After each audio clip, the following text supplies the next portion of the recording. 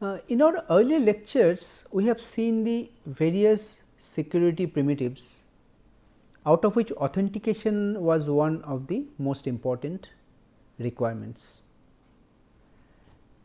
Now, when some message is being transferred or transmitted over the network, you need to authenticate the two parties. But there are applications where some person has to be authenticated. The person has to be present in that place, and you have to verify whether that person is indeed the individual who he or she is claiming to be.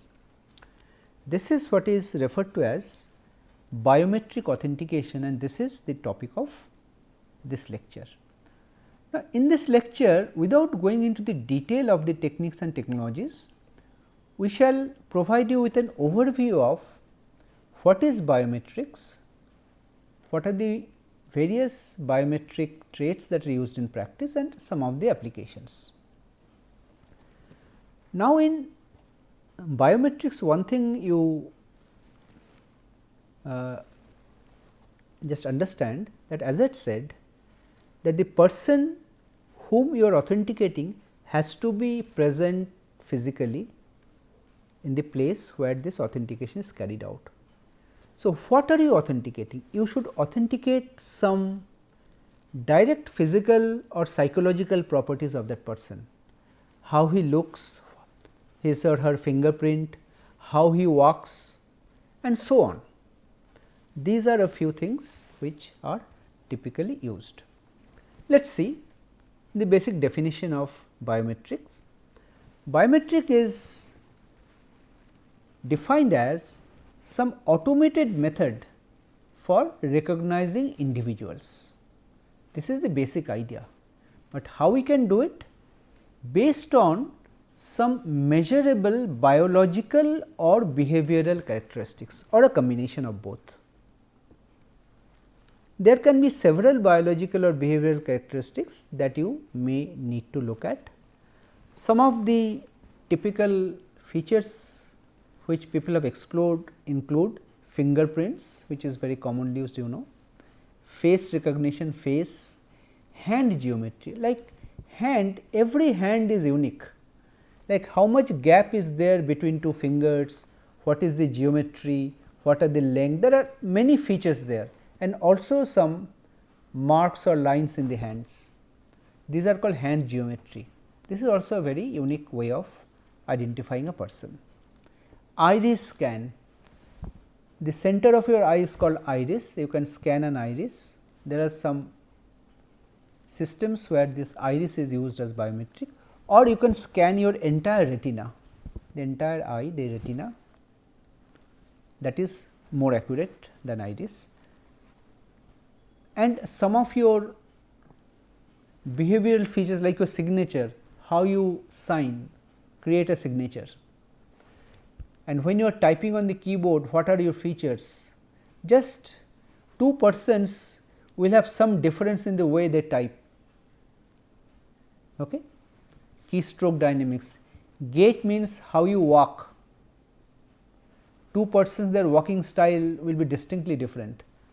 And of course, DNA is one of the biological properties. DNA of a person is supposed to be unique, but of course, DNA checking cannot be done instantaneously, it takes much longer time, and there are several others. So, you may use any one of them, and if you want more robust and more accurate system, you can use multiple of them together. Okay. Let us look at some of these one by one. Fingerprint recognition, you have seen fingerprint readers in many places, I am sure. Fingerprint recognition is, it essentially it looks at the tiny lines and curves and edges and ridges that are present in the fingers, tips of the fingers. And there are some terms which are used: crossovers, codes, bifurcation, ridge ending, island, delta, pore. You identify where exactly in your fingerprint image these are located. These are called minutiae. So, these places where there is a sudden change, these are called minutiae points. You identify the minutiae points and you can detect these features in your fingerprint. So, instead of storing the entire fingerprint image, you can identify these and you can compress it into a very small quantity, and by comparison you can actually identify a person. Okay. So, there will be some kind of a pattern matching, but the problem is this method is not very robust. Like in terms of fingerprinting, you have to have a very clear fingerprint to have good detection probability. Okay.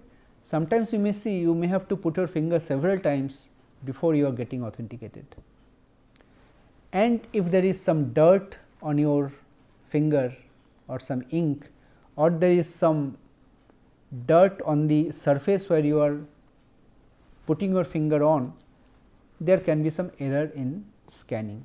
So, sometimes it may not be usable. So, this fingerprint recognition is certainly one of the very popularly used methods, but this is not really a fail safe method.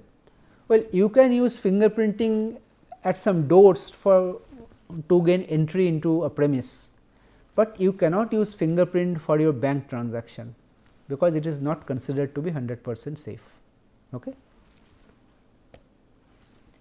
Well, I said hand geometry carries lot of information, like what are the length of your fingers, what are the gaps between the fingers, shapes of the fingers, and if you look at the side view, what is the geometry. So, there are a lot of features in your hand which are unique, and also some marks on your hand that also can be seen in general. These are more accurate than fingerprints, but the problem is that to put your hand you need a larger scanner. A fingerprint scanner will be very small, let us say about an inch in size, but a hand scanner needs to be very large. Well, iris, as I had said, iris recognition is something which is used in several places.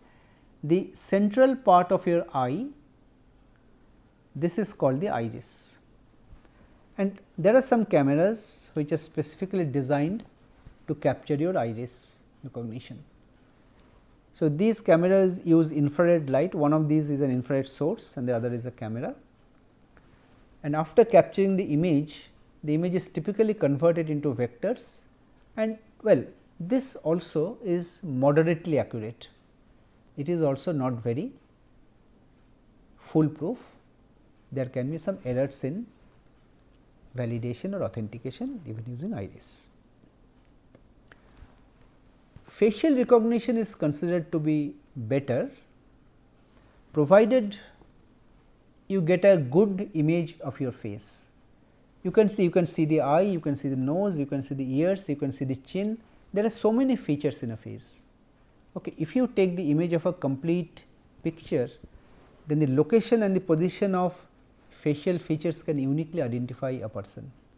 But of course, as you can understand, the image must be made available in some restricted environment, like proper background, proper lighting and so on. Okay. Like while you are providing a photograph in many places, like your passport application for example, or visa application, you are often asked to provide your picture in a specific format, in a light background, clear face should be visible and so on. Okay. But another thing is that the expression of the face, when you are actually taking the picture for detection, for identification, that also makes it important. I have a cartoon here. So, you see the same person can make so many different faces. So, this is also a challenge. So, there can be variations. So, your detection mechanism should be robust against at least some of the variation. These are extreme variations of course, this is just a cartoon. Okay. Voice is another very important biometric trait which have been explored. Suppose I speak on a microphone, I will get identified, because the way I speak, there are some very specific features with respect to the pitch, intensity and quality of my voice, also duration. Okay. So, voice verification also is very important. There are many applications where you can activate some devices using your voice, and only you can activate. if someone else talks and instructs, that will not be recognized. So, the device will have the intelligence to identify the features of your voice and identify yourself from your voice. But again, it is not a general vocabulary you are speaking, but certain specific commands, stop, go, up, down, something like that you are speaking, and the system is identifying it uniquely. Retina, as I said, retina involves much larger region of your eye, and that is much more accurate as compared to iris. And retina is supposed to be unique to each person and even unique to each eye. The two eyes, the retinas will be different. This method is pretty accurate, but the problem is that when you want to take the image of a retina, you have to open your eyes open and you have to stare at a camera for a longer time, which may be a little annoying and stressful to the person who you are scanning for recognition. So, taking the retina image is a little troublesome. This is the only downside of this method. So, talking about the typical application, there are many commercial applications you can think of. Well, you log into a server, there can be some biometric also. Like you think of a mobile phone, that is like your personal server. There are newer mobile phone, modern mobile phone, where you can unlock the screen by using your fingerprint, for example, or using your face. There are such schemes available. Then electronic payment, there are many electronic payment gateway where some kind of biometric authentication is required. Access control to region, you want to enter a room, enter a laboratory, enter a building, you may have to show your face, give your fingerprint, something like that. Record protection, suppose you have some records and some information, confidential information stored somewhere, when you want to update it, you have to verify that it is actually you. You can again put some kind of biometric authentication in place before you can carry out that identification. Okay. These are some of the examples. Talking about government application, there are many such applications you already know of. Passport control, visa applications, there we use border control, that is visa, access control to facilities, government buildings, some very secure places, and Aadhaar UID, which we are all familiar with now, that is also an initiative by the government that again uses a set of biometrics to uniquely identify a person. Okay. These are some of the attempts. Of course, a very big application is in forensics. Well, when some crime has happened, usually the forensic experts go to the site and try to look for fingerprints. So, that is one way. And also you can identify some missing persons using some kind of biometric. Maybe the person has lost his or her senses, not able to remember, there is a loss of memory. So, you can check some kind of biometric trace to identify that person. Some corpse, you are not able to identify a dead body, you can use biometrics, and of course, criminal investigation I have already told. There are many applications in fact. Now, talking about practical systems, as I had said, no single system is 100% foolproof. So, you normally should have a combination of 2 or 3 important biometric traits to uniquely identify a person, right. This is called multimodal biometrics. Let us say you can have a combination of voice and face, you can have a combination of fingerprint, hand geometry and face, okay, face and voice, same thing is repeated anyway. So, you can have any combination of these. So, as I told you, practical systems should have some kind of better detection probability, identification probability, and single biometric tech may not give you that. You should use multiple or more than one, but again this can be one level of security. If you are talking about some very sensitive applications, you may need to add some added level of security on top of this. Now, broadly speaking, there are two ways in which you can use biometric for identification. One is 1:1, which is authentication. Like I am saying that I am Mr. XYZ, the system should identify that I am XYZ. So, the idea is that I am sitting here, this is where I am standing, and this is my claim, I am saying that I am Mr. XYZ. So, what was done earlier? Earlier, all the users in the system were enrolled, data acquisition was carried out, suppose it was fingerprint. So, all the fingerprints were acquired, some features, the minutiae points and the features were extracted from the images, and some basic template for each user was generated, and these templates were stored in a database. So, when I say I am Mr. XYZ, then the template corresponding to Mr. XYZ would be extracted, that would be a single template, and I am standing here. So, I will again present my fingerprint, my data will be acquired, feature will be extracted, template will be generated, and there will be a template matching carried out here. So, template matching will be 1:1. My template will be matched against that single template taken out from the database, whether they are matching or not. If they match, then the system will say that well actually I am XYZ, otherwise it will say that there is no match, you are not XYZ. Okay? This is for authentication. But suppose you think of a scenario that the biometric information of all the criminals in a state are stored in a database. Now, you catch hold of a suspect,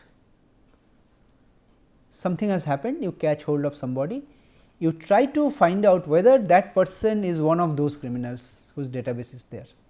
So, now you have to compare one person against maybe 1000 persons or more than that stored in the database. This will be a more time consuming process. So, this is the second approach, this is the verification approach, you say 1:n. So, a person is available whom we want to verify against all stored templates in the database. So, it is not that you are comparing one with one, but one with many, and you just believe there will never be an exact match, because biometric traits are such that there will only be a partial match. So, how much match you will consider as a match and below how much you will be considered as a mismatch, that is of course up to experimentation. So, these are the broadly two approaches in which you can use this kind of biometrics.